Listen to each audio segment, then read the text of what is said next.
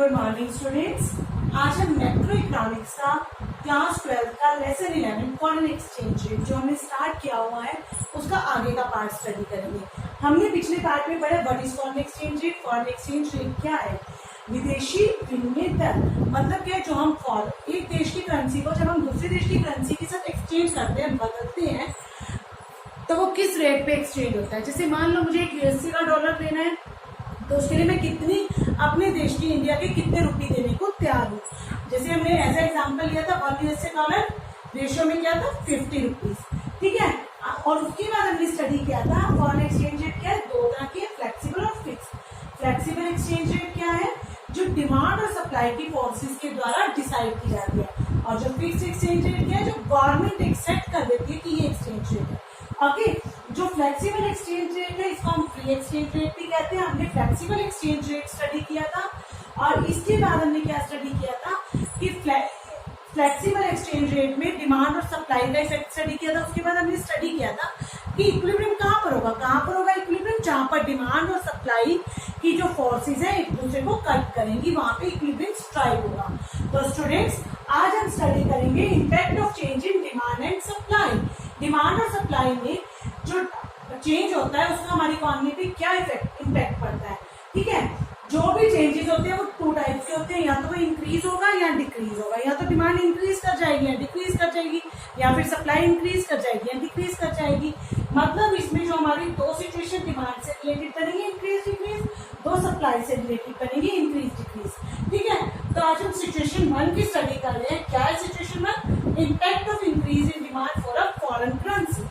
जो increase in demand for a foreign currency USA dollar, जब increase कर जाएगी फॉरेन करेंसी की डिमांड तो उसका क्या इम्पैक्ट पड़ेगा। देखो स्टूडेंट्स, इसमें क्या होगा, अदर थिंग्स को हमने कांस्टेंट मान लिया, सप्लाई में कोई डिफरेंस नहीं आएगा। डिफरेंस किस चीज में आएगा, हमारी डिमांड में। हमारा डिमांड कर भी आगे को शिफ्ट करेगा और कुछ नहीं होगा, ठीक है। देखो इसमें क्या है, जो हमारे डिमांड कर्व क्या है, डी से D1 पे शिफ्ट कर गया। हमारा जो पहले इक्विलिब्रियम मान लो यहाँ E पॉइंट पे था वो अब शिफ्ट करके E1 हो गया, ठीक है। इसमें क्या होता है कि जैसे हमने नीचे की OX एक्सिस पे हमने क्या लिया, demand and supply of USA dollar, और OY एक्सिस पे हमने ली एक्सचेंज रेट।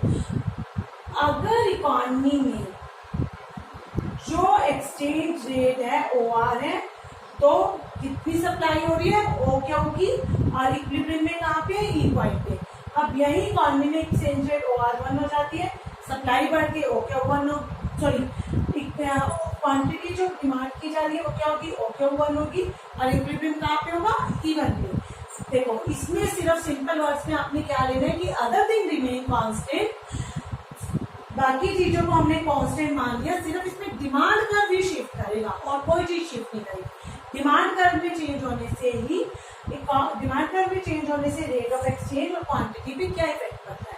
देखो इसका ऐसा एग्जांपल लो, अगर मैं पहले एक यूएसए डॉलर लेती थी तो वो कितने का मुझे मिलता था, 60 रुपीज का।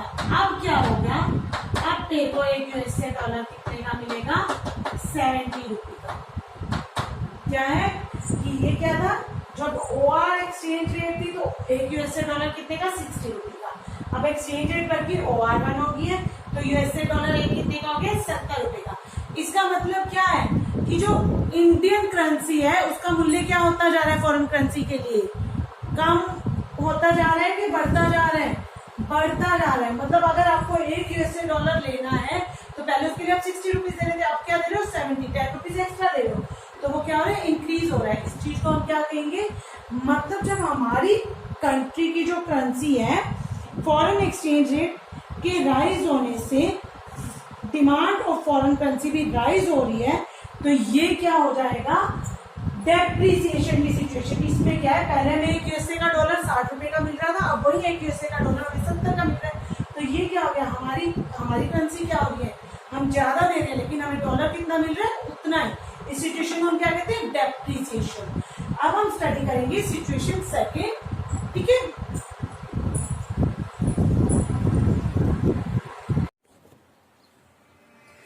हाँ जी स्टूडेंट्स, अब हम स्टडी करेंगे situation 2। Impact of decrease in demand for a foreign currency, पहले हमने स्टडी किया है first situation impact of increase, अब हम डिक्रीज करेंगे।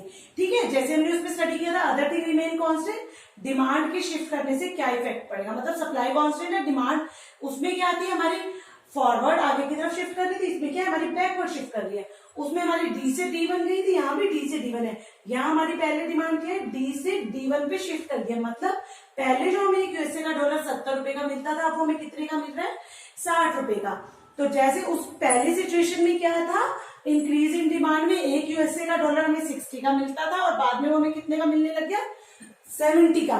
तो उस सिचुएशन को हमने क्या कहा था करेंसी डेप्रिसिएशन, मतलब हमें अपने देश की ज्यादा करेंसी देके वहां की तो उतनी ही करेंसी मिल रही है। अब इसमें क्या है हमें अपने देश की करेंसी कम देनी है लेकिन मिल उतना ही रहा है, तो ये कौन सी सिचुएशन है करेंसी एप्रिसिएशन। अब इसमें भी हमने ओ एक्स एक्सिस पे क्या लिया डिमांड एंड सप्लाई और ओ वाई पे हमने क्या लिया एक्सचेंज रेट। अब क्या है जब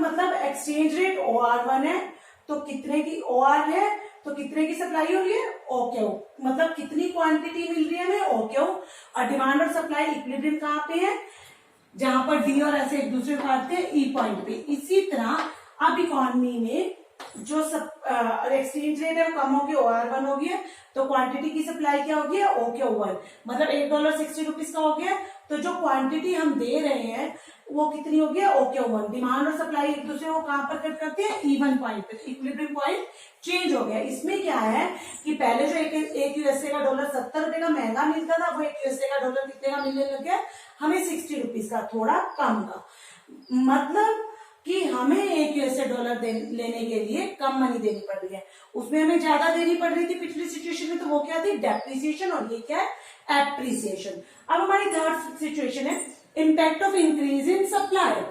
अब इसमें भी हमने वही करना है कि अदर थिंग रिमेन कांस्टेंट, हमने सिर्फ डिमांड और सप्लाई का रिलेशन लेके रखना है, तो other thing remain constant, supply नहीं आपने चेंज करना है, सप्लाई का भी हमारा शिफ्ट होगा। इसमें ओ एक्स एक्सिस में हमने क्या लिया rate of, O X axis पे हमने डिमांड एंड सप्लाई लिया, ओ वाई पे हमने रेट ऑफ एक्सचेंज लिया। तो अब क्या है पहले कहा है पहले डिमांड और सप्लाई में डिमांड तो हमारा डी कर्व है और सप्लाई हमारी एस है, हम कहाँ पे इक्विलिब्रियम में जहां पर डिमांड और सप्लाई एक दूसरे कट करते हैं ओ पॉइंट पे। हमारा जो एक यूएसए का डॉलर है वो 60 रुपीज का मिलता है, तो उस एक्सचेंज रेट हमारी क्या है OR और हमारी जो सप्लाई हो रही है OQ। अब क्या हो गया अब हमारा एक यूएसए का डॉलर जो है सस्ता हो गया है और क्या हो गया एक्सचेंज रेट हमारी कम होकर OR1 हो गई है और इकोनॉमी में जो क्वांटिटी है वो OQ1 मिल रही है। एक यूएसए डॉलर जो हमें पहले 60 रुपीज का मिलता था अब वो 50 रुपीज का मिलने लग गया, मतलब हमें एक यूएसए डॉलर लेने के लिए सिर्फ 50 रुपए देने पड़ रहे हैं। तो ये कौन सी सिचुएशन है जब हमें एक यूएसए डॉलर सस्ता मिलता है, तो वो कौन सी सिचुएशन थी हमारी एप्रिसिएशन। और impact of decrease in supply हमारी जो फोर्थ सिचुएशन है वो भी सेम ही है। इसमें क्या ना हमारा जो है सप्लाई का नीचे को शिफ्ट हो रहा है। अब इसमें देखिए सप्लाई का क्या है हमारा अपर शिफ्ट हो रहा है। हम पहले क्या है पहले हमें एक यूएसए डॉलर कितने का मिलता था 50 रुपीज का और बाद में वही यूएसए डॉलर जो है उसकी कीमत जो है बढ़ के कितनी होगी है 60 रुपीज। तो इकोनॉमी में पहले जब एक यूएसए डॉलर 50 का मिलता था तो OR जो रेट ऑफ एक्सचेंज थी और OQ क्वांटिटी थी। अब क्या हो गया $1 बढ़ के उसकी OR1 हो गई है रेट ऑफ एक्सचेंज और क्वांटिटी की सप्लाई कितनी हो रही है OQ1।